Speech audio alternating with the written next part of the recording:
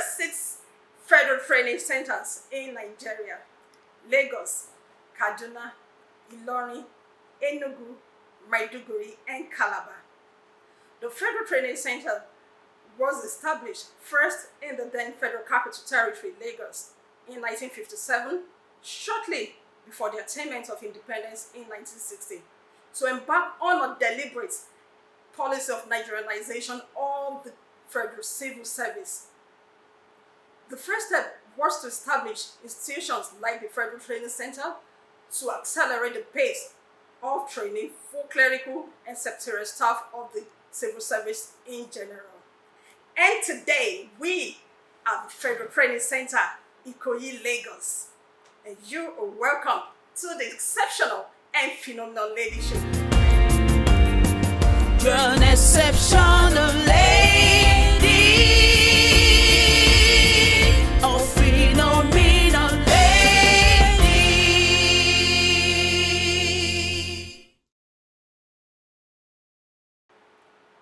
You are welcome to the exceptional and phenomenal lady show. I remain your host, Buki Gats. Our guest on the show today brought a first degree in English from the University of Ilorin in 1986 and a master's in international relations from the University of Lagos in 1988. She joined the Federal Civil Service in 1989 and rose through the rank to attain the position of director in the Federal Civil Service and provost of the Federal Training Center, Lagos, in 2021. She was recently appointed as one of the 7-man committee by the head of the Federal Civil Service for repositioning of the Federal Training Centers in Nigeria. It is my pleasure to welcome on this show today, Mrs. Adenike Oluwaniyi. Thank you. You're welcome on this show. I'm really glad to have you. And today, I'm sure we're going to have a very good time with you. It's my pleasure. Can you say what to our viewers? Well, it's my pleasure to be on this very unique program.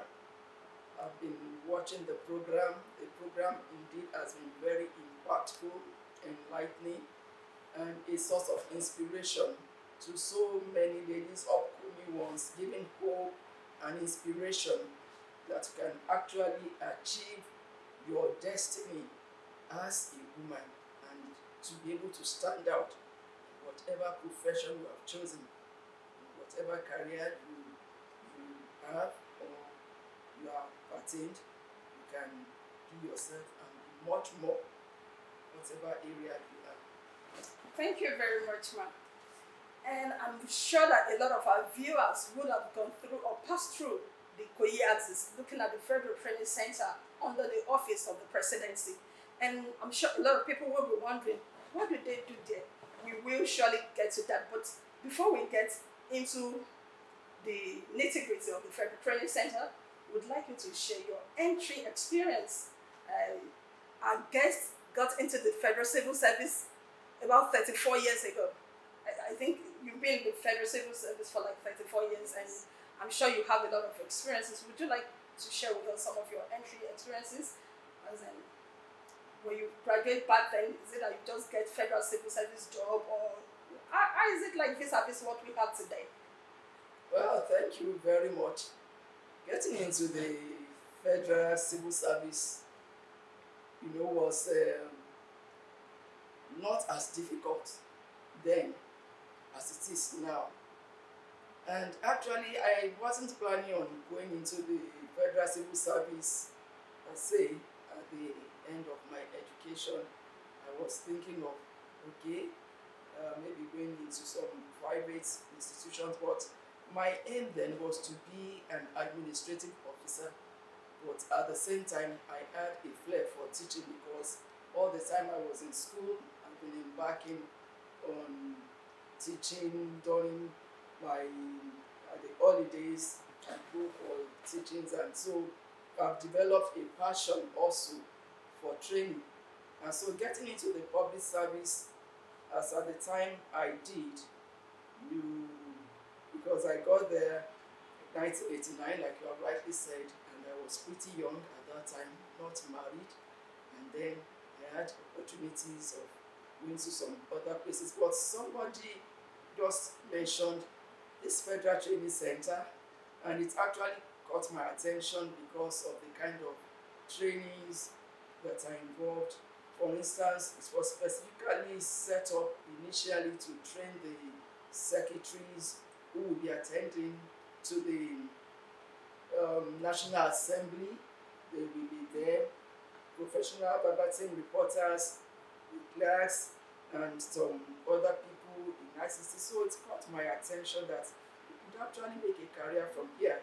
And at the same time, looking at, I was engaged to be married, and so I was looking at the profession of my husband, something that will give me time, that I'll be able to combine both career and home.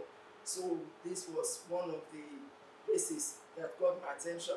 I picked the form, and then when you want to get into the Federal Public Service, you have commissioners for various states, and so I had to go through my own commissioner at that time. I'm from Kwara State, so getting the form, you submit all so it actually means you still need to have contact or connection, because right now, people believe that for you to get into federal civil service in Nigeria, you need to be vitally connected.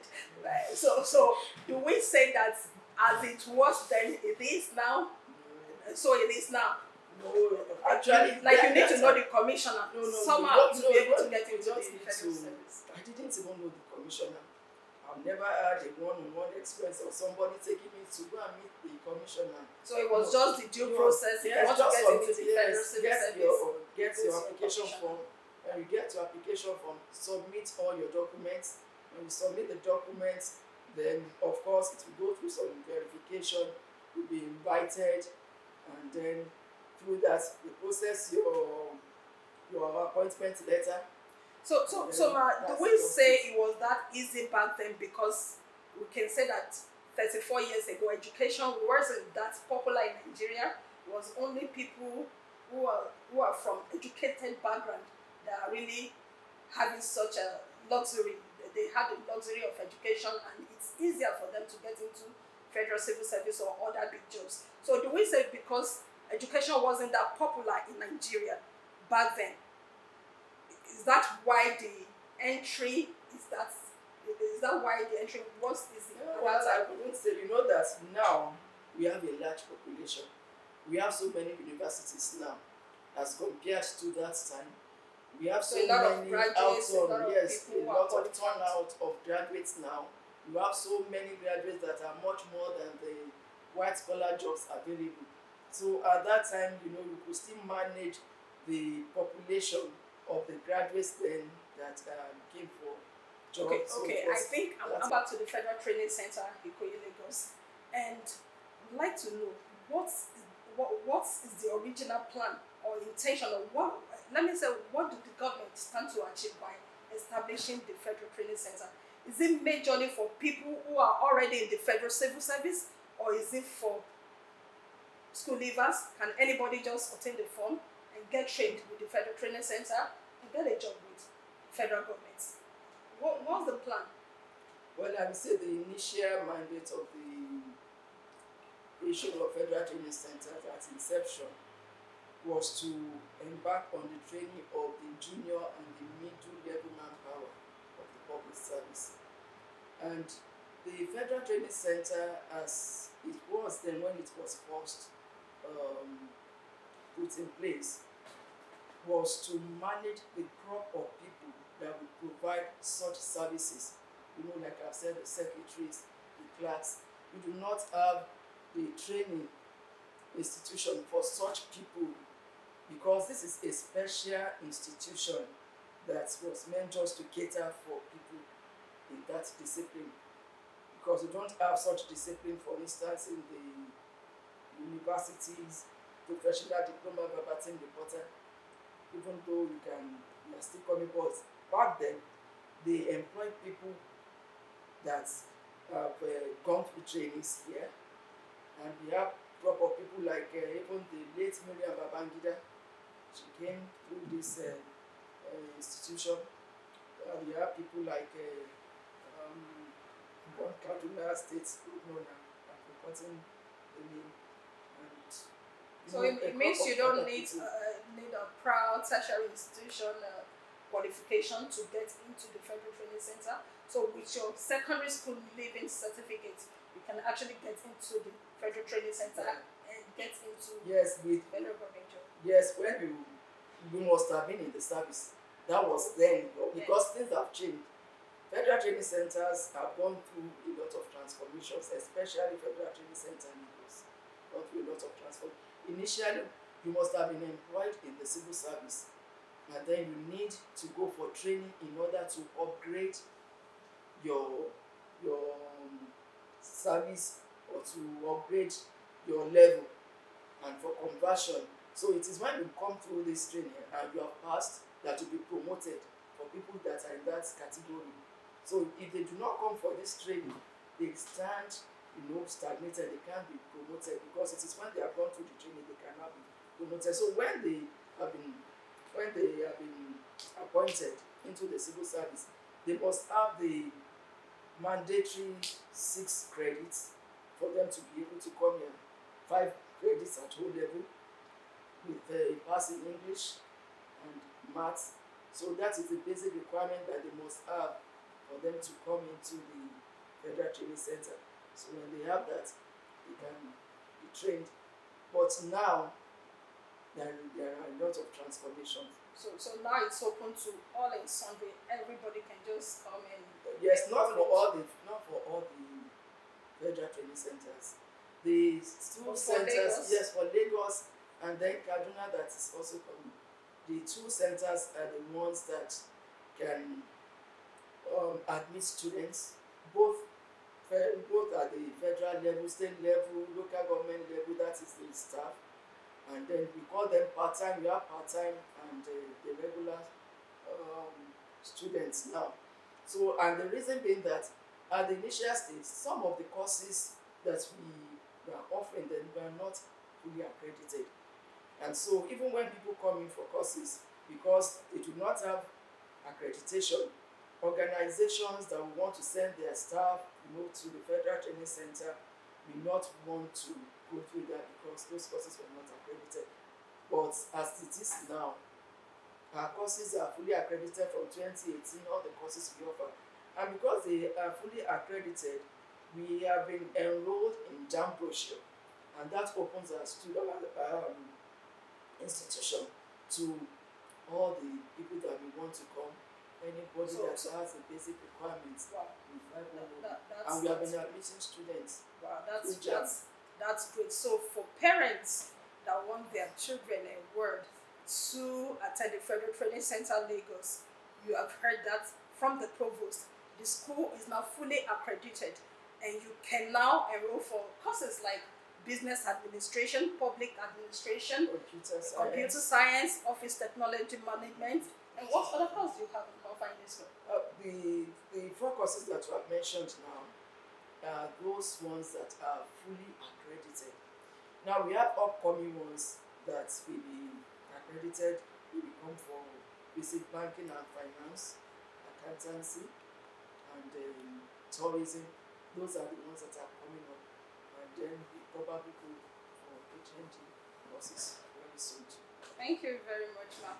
So you have heard, you can now enroll your children in the Federal Training Center Lagos for courses like office technology management, business administration, public administration, and computer science. Now, before we go on this show today, we'd like to go into some very particular aspect that I believe is very interesting. You've been in the Federal Civil Service for 34 years, and at the same time, you've been able to go through all the ranks and files of family life, from being a daughter, sister, wife, mother, grandmother, mother-in-law. Wow, that's amazing. And for 34 years, you've been able to manage these offices, these family offices, alongside your career. How have you been able to manage? So what are the virtues that you think a woman building a career, whether in the Federal Civil Service, State Civil Service, or private sector, what are the virtues, the character, the trait that you think that women need to have to be able to manage family and career? Thank you very much. Managing the family and or let's just say maintaining a balance, between family, career, and other aspects requires understanding, discipline. You must have an understanding of what your role is and what your role should be as a wife, as a daughter, like you have said, as a mother. Because combining all the roles and making sure that none of those roles suffer is one of the things that will actually stand you out to be a woman who is virtuous and who knows what she's out to do. Failing in any of these areas will mean failure in all. So even if you succeed in your Yes, career, even if you are you the succeed. peak of your career, Yes, and you are not able to yes. function in all in any of these Yeah. roles that we mentioned. All the roles must go together and you must succeed in all. For you to be able to do that, you must be very focused. And you must know that at all you are responsible, you are accountable. You are accountable to God, for the position that you have, the position that you are. You are accountable to your husband, accountable to the children, accountable to the society. And like there are so many people that we just want to focus on a particular area, maybe focus on career, want to make career, and they have the career, they do not have a family, they do not have marriage. And so understanding the fact that, okay, I am a woman, I am married, I must be disciplined in knowing that this is the time when I'm at home with my children or with my husband.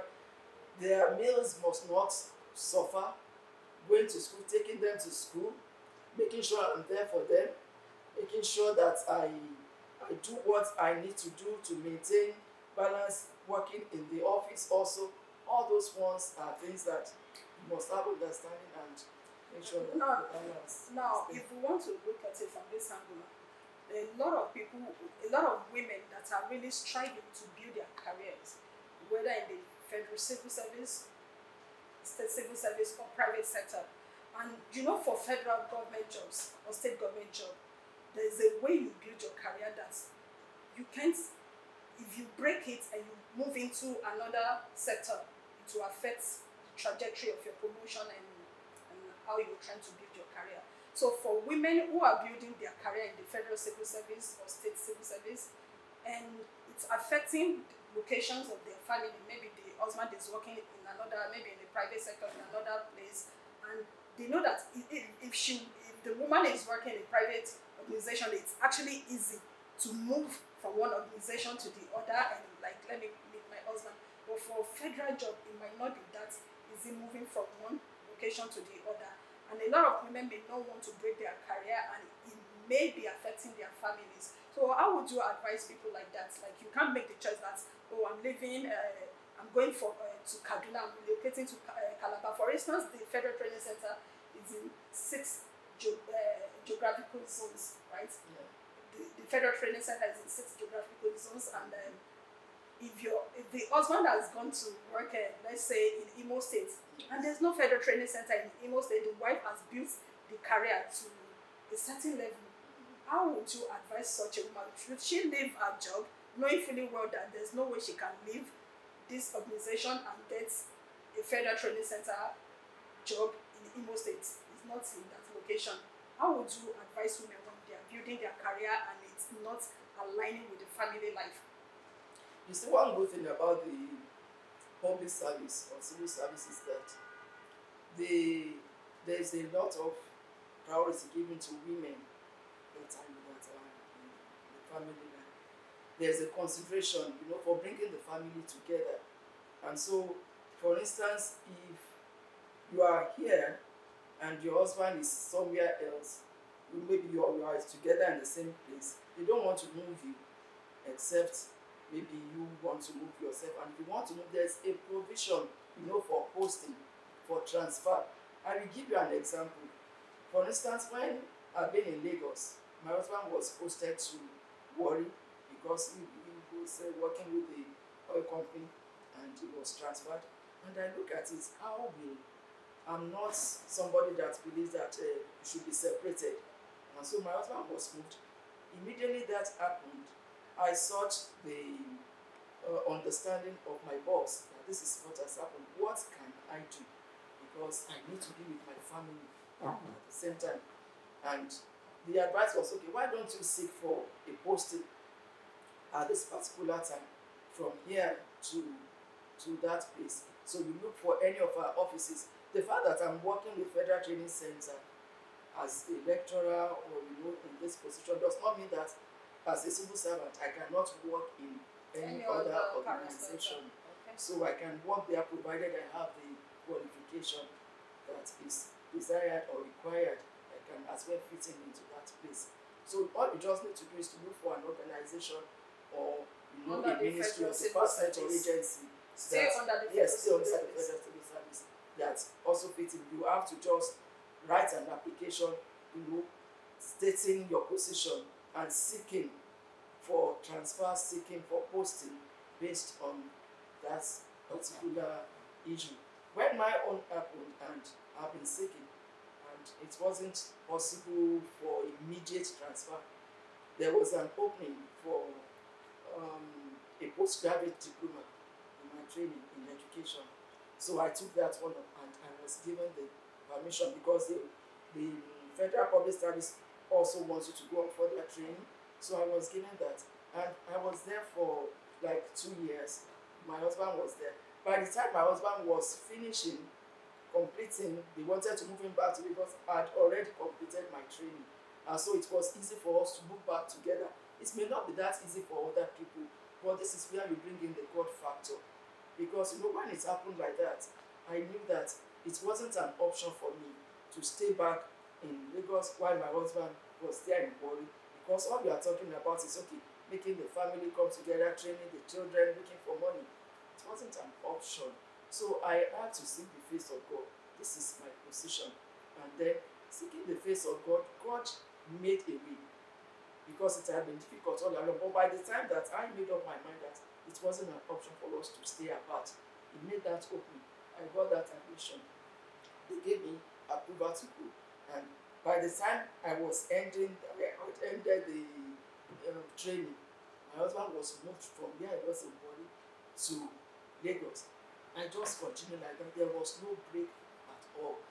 So the God factor is very, very important. Too. Thank you very much, Ma. It's been awesome time spending this period with you on this interview. And you've mentioned something very critical. Women, when you are building your career side by side with family, you need to be focused. You know what you want. What do you want for your career and what do you want for your family? None must suffer. You must be accountable.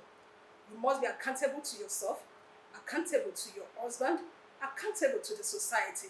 You must not allow any of these aspects to suffer, because when the family suffer, the society will suffer alongside with it. And finally, you must be responsible. You must be responsible. So we must be focused, accountable, and responsible when we are building career alongside with family. Talking about the family life, you can be a successful career woman, a successful wife, a successful daughter-in-law, then without us talking about you being a successful mother-in-law.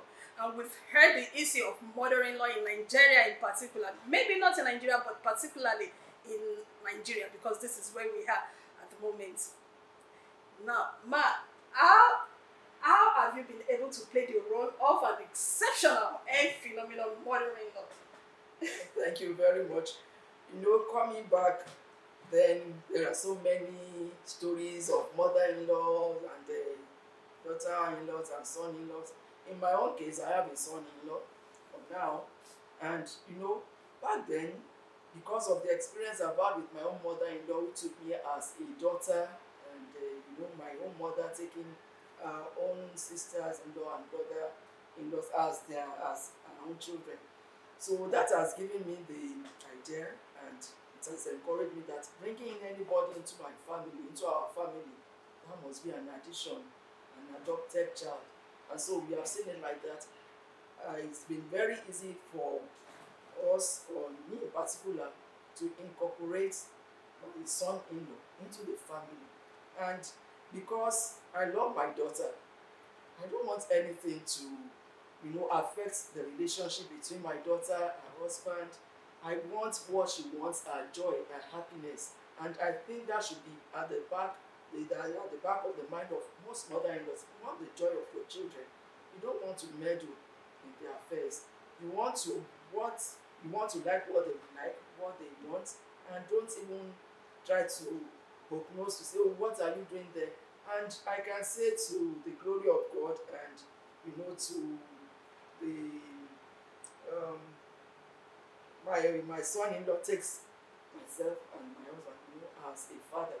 He never refers to us as, if he wants to introduce us to anyone, he say, meet my dad, meet my mom. Wow, so we can never know that he never say my mother-in-law, my father-in-law. Is my mom, my dad.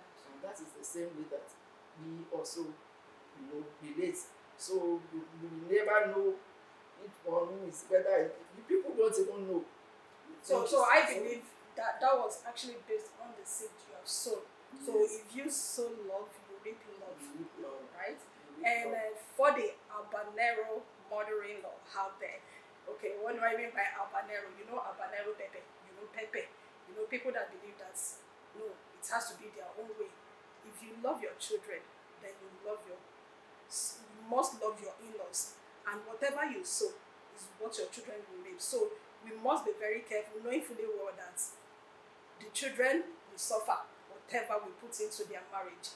So one word for the habanero mother-in-law, hot fire mother-in-laws. I believe that women should be moving from that phase. That's why we're having this conversation. People should not be getting married and be scared of the mother-in-law factor. So what would you say to the mother-in-law and the intending mother-in-law out there? Well, like what I've just said now, I believe that every mother should have it at the back of their minds that I want the joy. If you want the joy of your children, you don't want to go out there and say, oh, I've trained my child, nobody must come in between us now, and this person will not allow me to enjoy my son or enjoy my daughter. No. The thing is that you need to bring whoever, maybe your potential daughter-in-law or son-in-law, bring them close. When you bring them close, you will even enjoy more what your children will not even want to give you, because they now see you as their mother and want to even protect you and go out of their way to make you happy. But if you're already having it that I must show him, I must show her that I'm the one that has suffered to bring this child to adulthood, suffered to bring this son, this cannot now separate us. No. Have the mind of bringing people together, bringing you together, and having one big family.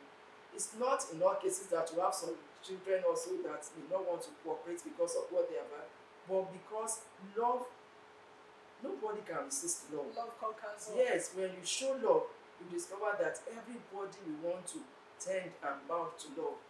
So have it at the back of your mind that regardless of whatever, I must show love to my daughter-in-law, to my son-in-law, and they will also. Thank you very much, Ma. But before you go, we need to strike a balance. Just out of it, we can't talk to the mother-in-law alone without talking about the daughter-in-law or son-in-law. There are some fantastic mother-in-law or father-in-laws, but we are talking about the mothers now. But let's talk to our daughters, let's talk to our sisters. The word for the daughters, for the wives, on managing their mother-in-law. Can you advise them? Thank you, because We need to strike that balance. Yeah, It's very We need to important. strike the balance. It's very important Yes. because we have many ladies now that when they want to get married, they be asking their husbands to be, is your mother Do you alive? see how much? Is your mother alive? Because it's like That's mean. Yes, very mean, because of some of the stories they have had that time. But that should not be, because you are also going to get married and you wouldn't want your daughter-in-law or your son-in-law to treat you badly. So when you are going there, have the mind of, I'm going to be my mother's keeper. I'm going to be there for my mother. I'm going to see her as my mother. I'm going to see her as my father. And when you have that mind, you know that they can have their excesses, but because already you have prepared yourself that I'm not going to separate them. Some ladies want to go out there, separate the families. It's something that is very bad, and you should not. Anybody that does it, that person is also waiting. So in a seed. Yes, so in a seed that is going to reap from it. So, and we advise, you want to get married, be prepared, because that woman has suffered. That man has suffered. If they have not handled the children, brought those children that you want to get married to, you will not be able to see them. You will not be able to marry them. So you need to even pay them back, for presenting you with a husband or a wife that is so good, so fit for you to be able to say, I want to get married to you. The best thing you can give them is to really take care of them, show appreciation, and cooperate with them, not fighting them. They have done so much, because I'm a mother myself, so I know what I put in to bring in those children. Wow. So daughter, sisters, wives, daughter-in-law is not a final position. We are also going to become mother-in-law. So life is all about sowing and reaping. So let's be good to one another, mother-in-law, daughter-in-law. Let's all be good to one another. And remember that whatsoever we sow, definitely we will reap. Thank you very much. Once again, it's been an awesome time spending this period with Mrs. Adenike Oluwaniyi, the provost of the Federal Training Center, Ikoyi, Lagos. Before we close on this show today, we'd like to give our guest a small gift on behalf of exceptional and phenomenal lady out there. Thank you so very much, Ma, for giving us this period and spending this time with us. We are very grateful. Thanks for the knowledge that you have shared with us. We've learned a lot about the Federal Civil Service, how it was easy back then to get into the Federal Civil Service, and we believe that it's still going to be easy for people to get into the service. Thank you very much, and we hope to have you again on this show. Thank you so much. So honored and privileged to be one of the people that were brought into this program. Like I said, it's a program that I really love, I enjoy, very impactful, very inspirational, and I want to say you are doing a fantastic job. Thank you very much. To continue with it, and I hope so much more also very good things to be hearing concerning this program. Amen. Thank you very much. Thank you, ma'am. And with this, we've come to the end of today's show on the Exceptional and Phenomenal Lady Show. Don't forget to follow me on all my social media platforms and keep watching the Exceptional and Phenomenal Lady Show. I remain your host, Bookie Gats. You're an exception.